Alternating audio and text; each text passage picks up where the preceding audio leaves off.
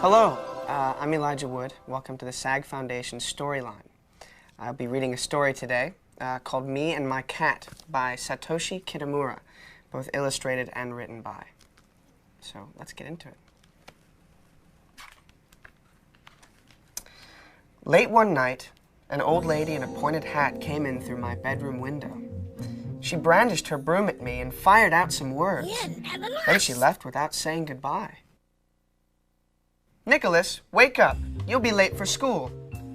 It must be Mom. It must be morning again. Mom dragged me to the bathroom and made me wash and dress. Downstairs, she interrupted my breakfast. She was furious. She carried me off to catch the school bus. I had gone, but I was still here. How strange, I thought to myself, pulling my whiskers. Whiskers? I rushed to the bathroom and looked at myself in the mirror. Leonardo, my cat, was staring back at me, but it wasn't him inside. It was me, Nicholas. I couldn't believe my eyes. I had turned into a cat. Don't panic, I told myself. I sat in the armchair to consider the situation carefully.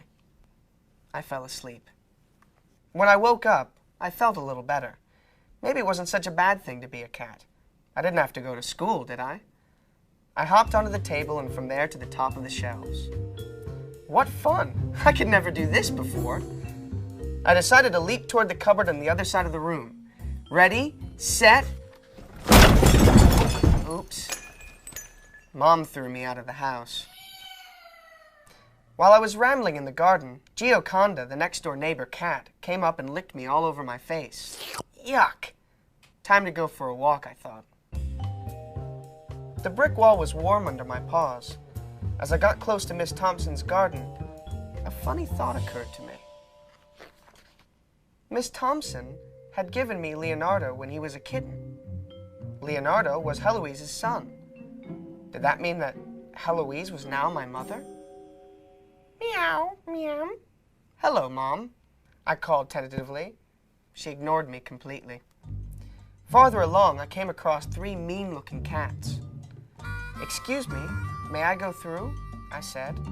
No, go away, it's our wall, replied one. Well, I think the wall belongs to everyone. But before I could finish my sentence, they were all over me. We punched and kicked and scratched one another until we fell off the wall and tangled. Wow, wow, wow, wow, wow, wow, wow. A dog came running toward us, barking furiously. The cats ran away in all directions. It was Bernard, Mr. Stone's dog. He's a sweet dog, my favorite in the neighborhood. Thanks, Bernard. You came just in time. But he chased me out of the garden. Of course, he couldn't recognize me. So this was the world that Leonardo lived in.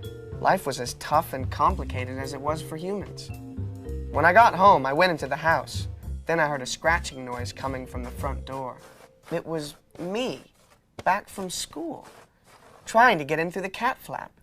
But was he me, Nicholas? Or was he poor little Leonardo inside my body? Once indoors, he continued to behave strangely. He scratched himself earnestly, and when he was done, he challenged his shoes until they surrendered. He licked his sweater clean, then spent a long time sharpening his nails. He found the goldfish particularly fascinating. He tried to sort the washer and the yarn, but at last he gave up. He found the radiator and the litter box irresistible. But he didn't seem to like me at all. At last, Mom saw something was wrong with her son. She became so worried that she called the doctor and asked him to come at once. Nothing to worry about, said Dr. Wire. He's just a little overtired. Send him to bed early and he'll be fine in the morning. Mom was still very upset. She held him tight in her arms all evening. I felt sorry for them both. I climbed on Leonardo in my shape and stroked his cheek. He purred. Then Mom stroked me gently. I purred. Later that night, the old lady in the pointed hat came in through my bedroom window. Sorry, love, I got the wrong address, she said.